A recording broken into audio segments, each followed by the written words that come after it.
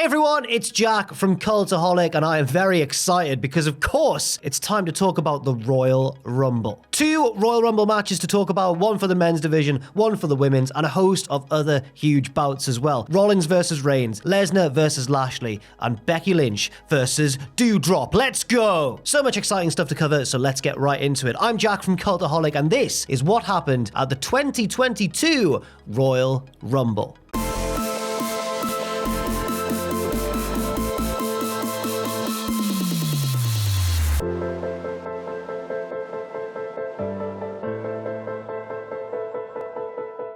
No matches on the kickoff show to talk about, so we begin with the opening bout of the main show, and it's none other than Roman Reigns defending his Universal title against Seth Freakin Rollins, with the Usos, of course, banned from ringside. Roman Reigns enters first as champion, which is unusual. Why is that? We find out why as the Shield's music hits, and here comes Seth Rollins in the old Shield attire, entering through the crowd. It's an awesome moment, some very clear mind games on display from Seth, and Roman is shook, as the kids say. The mind games seem to have paid off as well, because Seth starts off hot with a power bomb through the announce table. Or is it a shield bomb? I think it's just a power bomb if it's just one person, but they called it a shield bomb on commentary. Back in the ring, he hits a buckle bomb and the stomp, and it's a very close near fall. For a second, I thought Seth was actually going to do it quite early on in the match as well. A second stomp is countered with a big clothesline, and now Roman Reigns fights back into the match. He also talks mad trash to Rollins, saying, "After everything we did, you're going to laugh in my face for that?" And Seth responds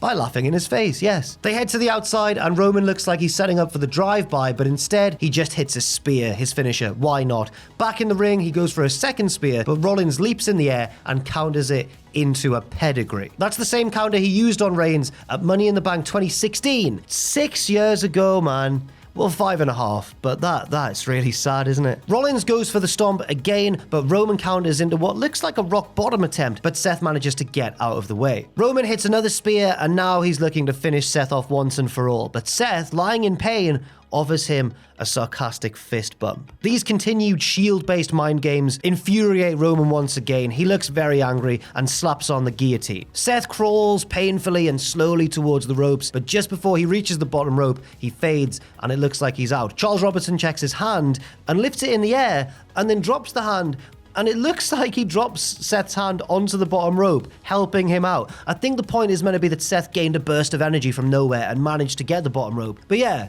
it looked like the Robinson screw job. Roman won't let go of the hold, so Robinson begins his 5 count. He gets to 3, he gets to 4, he gets to 5, and Roman hasn't let go, so the referee has no choice but to call for the bell. Seth Rollins wins, but only by DQ, and Roman Reigns is still the Universal Champion. Roman, well, doesn't look happy after the match, really. He's still furious, so he gets a chair from ringside and beats down Seth Rollins. And the very first chair shot that he hits is like a mirror image almost of the chair shot that Seth gave to Roman when the Shield first broke up. Roman looks like he's done, but returns for a second round of chair shots and leaves Seth a crumpled, broken heap in the ring and heads for the back under a chorus of boos, but he still can't quite beat Seth Freaking Rollins.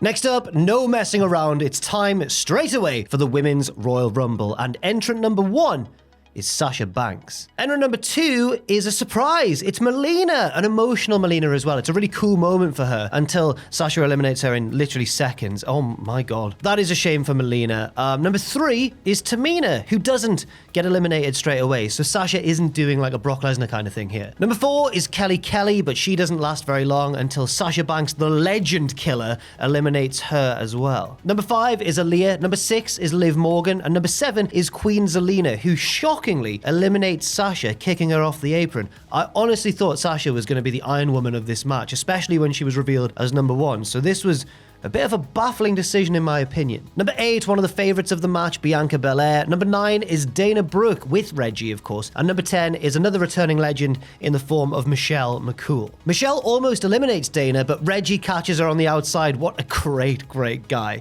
He doesn't manage it the second time, a little bit later when Michelle eliminates Dana anyway. Number 11 is Sonya Deville, the authority figure, Sonya Deville, of course, and she has a jacket on. And as we know, when she's got the jacket on, no one can lay a hand on her. She thinks about taking it off to get in the ring, but decides against it and just joins the commentary table for now. You've got to enter the ring first, in my opinion. What about the rules? What about the rules of this imaginary sport? Number 12, Bret Hart. Oh, it's Natalya. She almost eliminates Bianca Belair, but Bianca hangs on by the skin of her teeth. Number 13, oh my word, it's Cameron. On commentary, Sonya learns from the other commentators that Cameron is Naomi's former tag team partner, so Sonya's like, right, let's get her. Finally gets in the ring and eliminates Cameron. Number 14, quite handily, is Naomi, who is fuming and brawls with Sonya in the ring and eliminates her as well, furthering their feud. Number 15 is Carmella, who just decides to come out, not get in the ring yet, and just chat with Corey Graves and the commentary team, putting on a protective face mask and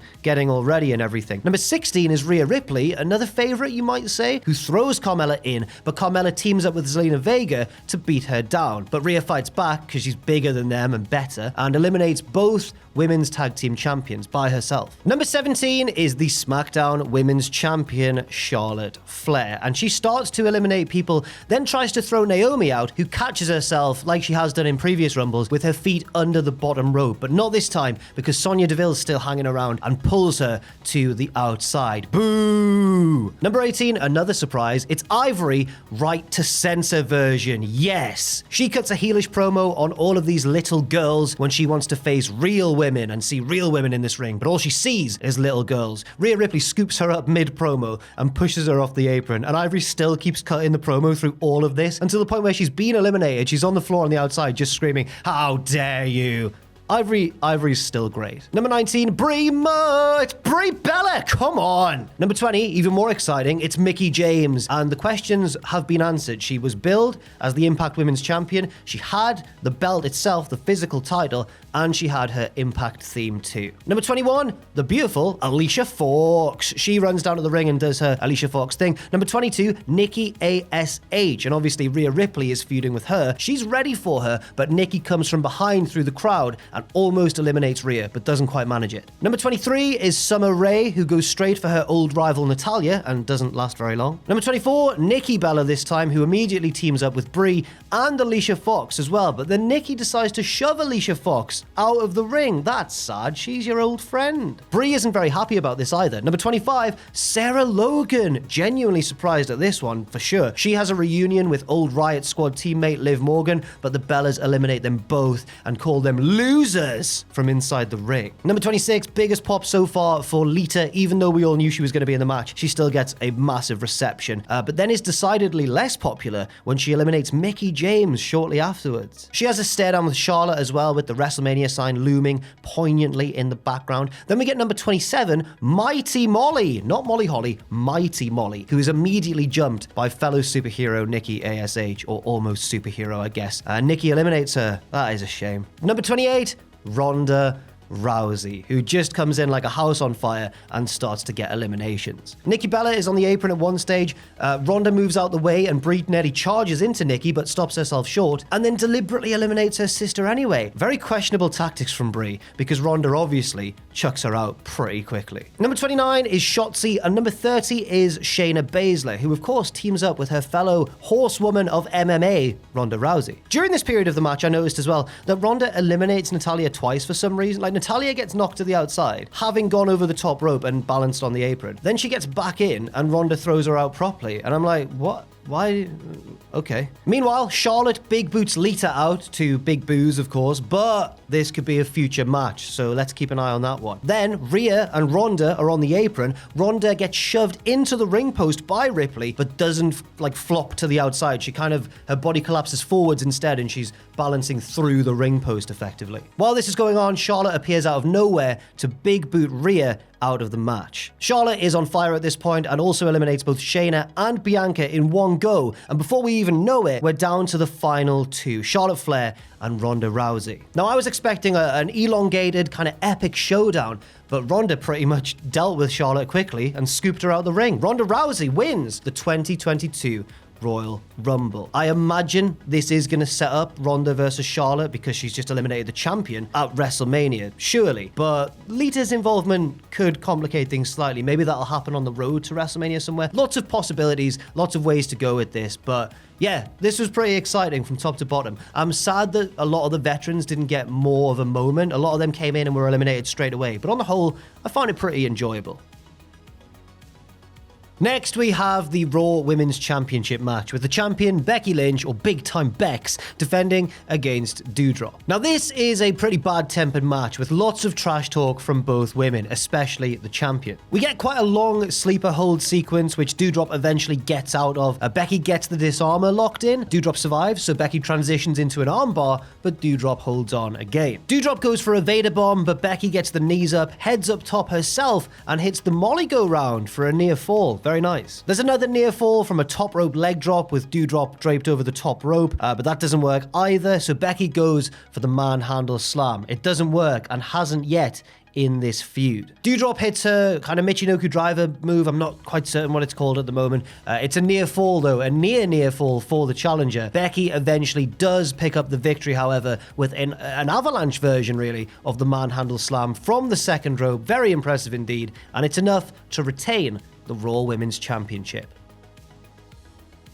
Next up, it is the WWE Championship match with Brock Lesnar and Paul Heyman in his corner, defending against Bobby Lashley with MVP. There are big grapples to start this one off and a lot of tussling back and forth, but it's Bobby who gets the first German suplex, and it's a huge one as well. Lesnar comes back with 2 consecutive Germans, and they're just throwing each other very hard. It's what we all wanted to see. An F5 attempt is reversed, and Lashley hits the first spear of the match, and a second one as well, but Brock rolls out of the ring to avoid the pinfall attempt. But Lashley goes right out after him and charges for a third spear, but Brock moves out of the way and Bobby crashes into the timekeeper's area. Back in the ring, Brock starts to dominate with lots of German suplexes. He goes for an F5, but again, Lashley slips out the back and this time applies the hurt lock. Brock manages to fight out, but the referee gets squashed in the corner. Brock then goes for an F5, but as he swings Bobby around, Bobby's legs take the referee fully out of the match. Brock covers Lashley and gets the visual pinfall, but of course there's now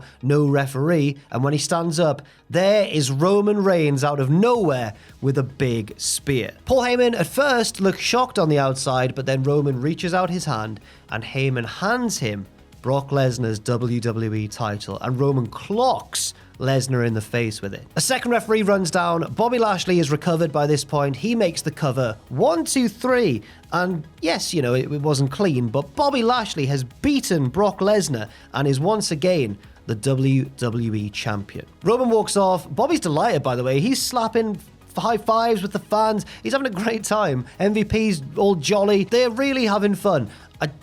I don't think that Brock Lesnar's too happy. And if I was Paul Heyman, I'd be very worried indeed.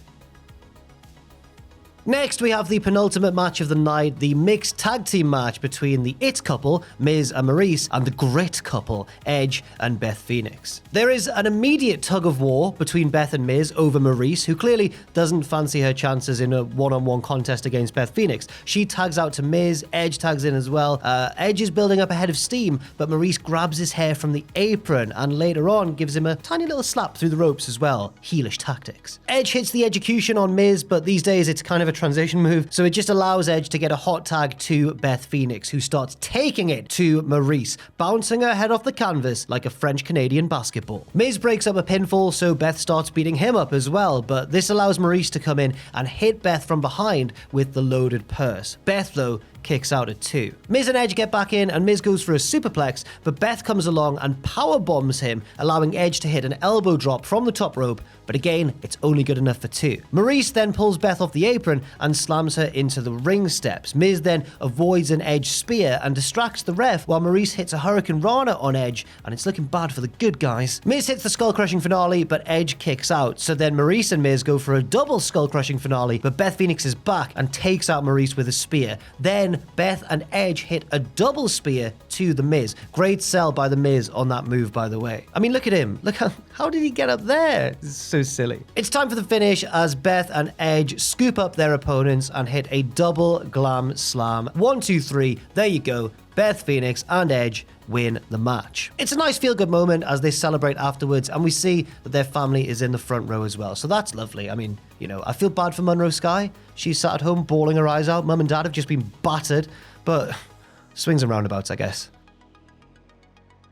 And finally, the men's Royal Rumble match, the main event of the night. Entrant number 1 is AJ Styles, who does a little HBK pose during his entrance, implying that he's going to go all the way, or get eliminated by Batista like Michaels did in 2010. Either or. Number 2 is Shinsuke. Yes, he's still the IC champion, Nakamura, obviously an old rival of AJ's, so that's quite a fun little detail as well. They go back and forth, neither man really getting the upper hand. And number 3 is Austin Theory. Number 4 is one half of those dirty dogs, Robert Roode, who faces off with AJ, and there are a few TNA chants in the crowd actually. AJ wins the showdown though, and Roode is the first elimination. Number 5 is Yorkshire's own Ridge Holland, who starts throwing folk around, which sort of takes the attention away from AJ eliminating Shinsuke from the match. Then we get the ring starting to fill up. Number 6 is Montez Ford, 7 is Damian Priest, and 8 is Sami Zayn, which of course means that number 9 is Johnny Knoxville, accompanied during his entrance by a few jackass friends. It's worth mentioning Knoxville's ring attire.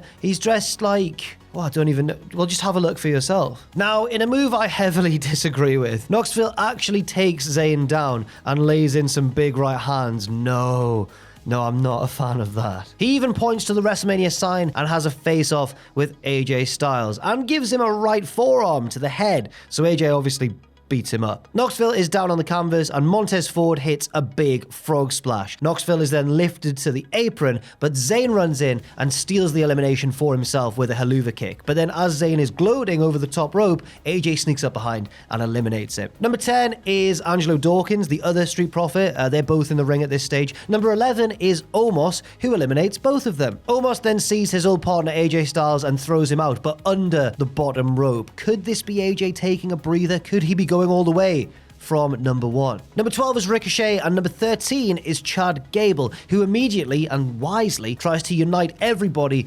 against Omos. He tells Damian Priest that he should go after Omos first because he's the biggest, and Priest's like, yeah, I am the big, yeah, okay, I will do. It doesn't work, and he gets eliminated. But everyone else then gangs up on Omos, trying to topple him over from behind, but they just can't get him out. Number 14 is Dominic Mysterio, who tries to join in, trying to tip Omos out. They still can't quite manage it until AJ Styles jumps into the pile with a forearm, and that's enough to send the giant over. Number 15 is Happy Corbin. What's he like? Ricochet does a gnarly wall flip off his chest and then gets immediately eliminated by Corbin. AJ Styles ends up on the apron and goes for a springboard, and Corbin hits him. Now, usually that would result in an elimination, but AJ does a really good sell. He kind of flops in midair and falls into the ring, saving himself. Number 16 is the other half of those dirty dogs, Dolph Ziggler, and it's worth mentioning at this point that around this time AJ eliminates Austin Theory, who lasted quite a while. 17 is Sheamus, just as AJ eliminates Ridge Holland. So Sheamus tries to catch him because he's reached the bottom of the ramp, but he doesn't manage to,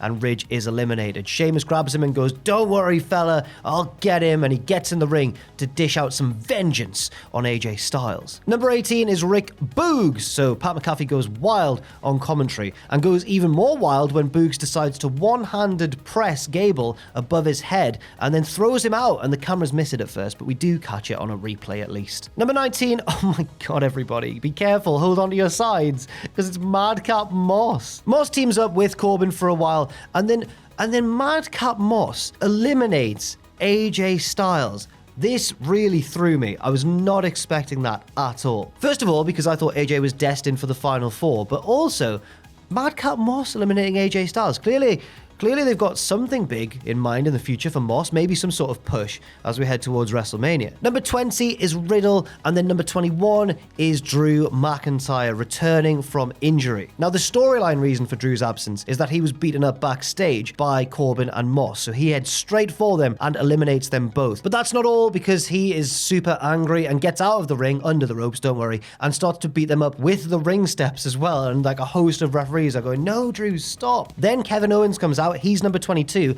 and him and Drew just have a big old brawl on the ramp. They both make it into the ring in time for the next entrant, number 23, Rey Mysterio. 24 is Kofi Kingston. Always does something crazy, of course, in a Royal Rumble. This time, he's on the apron at one point, goes for a springboard, and Kevin Owens shoves him high into the air, high into the St. Louis sky. Kofi somehow turns 180 in the air and grabs the barricade at the side of the ring, but unfortunately, both his feet do momentarily hit the floor. That would have been remarkable. It would have been a great moment, but unfortunately, finally, one of Kofi's crazy, risky spots in a Royal Rumble doesn't come off. Number 25 is Otis, 26 is Big E, and 27 is sort of a surprise, right? It's Bad Bunny, but WWE posted earlier today that he was backstage. Why did they do that? Bad Bunny, by the way, still looks great. We knew last year that he turned out to be an incredible natural wrestler. He's just got it, and he continues that good form in this Royal Rumble match. He's running wild. Canadian Destroyer to Riddle. Sheamus takes him to the apron, but Bad Bunny does a perfectly timed low bridge. Sheamus goes for the bro kick and spills to the outside. He also sets up Dolph Ziggler with a drop toe hold, allowing Rey to hit the 619, and then Bad Bunny eliminates Ziggler, then tries to eliminate Rey sneakily, but Rey manages to hang on, and Bad Bunny eats a stunner from Owens, and that's kind of the last meaningful thing he does in this Rumble. But again, a great showing from Bad Bunny. Number 28. Oh, here we go. Here comes the money. It's Shane McMahon, the best wrestler in the world. And straight away, he eliminates Kevin Owens. I was angry about that. Number 29, there is a huge pop for the hometown boy, Randy Orton. He gets in the ring, RKO's Big E, and throws him out immediately. He then hits Otis with an RKO as well. Then he gets on like his hands and knees, and Riddle does sort of a poetry in motion RKO thing, and they eliminate Otis. That was a cool moment. But now it's time for number 30. And as many predicted, this is the way the show would go. Number 30 was indeed Brock Lesnar. Lesnar heads to the ring, and his first elimination is Randy Orton to huge boos because, you know, Orton's from St. Louis. Everyone's very sad about that. He also hits Bad Bunny with a big F5 and throws him out. He then plucks Riddle out of midair and dumps him out too. Brock is on fire, and again, like the women's match, there's no like moment where you're like, oh, here's the final four. We're just suddenly down to the final two. Brock Lesnar and Drew McIntyre. Now, obviously, who could forget that moment a couple of years ago when Drew eliminated Brock from the Royal Rumble sensationally? They try to play off that a little bit here, but again, like the women's Royal Rumble, the final two doesn't last quite as long as I thought it would. Drew counters an F5, but Brock then sidesteps to avoid the Claymore and then scoops up Drew and F5s him out of the ring. It didn't really last that long at all, and Brock Lesnar is our winner of the 2022 Royal Rumble. Brock points at the sign, there's fireworks and everything. That's it. Roman doesn't come out and challenge him again. We just leave with commentary speculating who Brock Lesnar will decide to challenge for WrestleMania. But given that he was cost his own title by Roman Reigns, I think we probably know the answer already. So that was it. Thank you very much for watching this video. I've been Jack from Cultaholic. Let me know what you thought of the 2022 Royal Rumble in that comment section down below. And check out all the rest of our coverage in the days to come of the event. Thanks once again for watching. Have a great night and stay safe out there. Stay positive, and I'll see you very soon.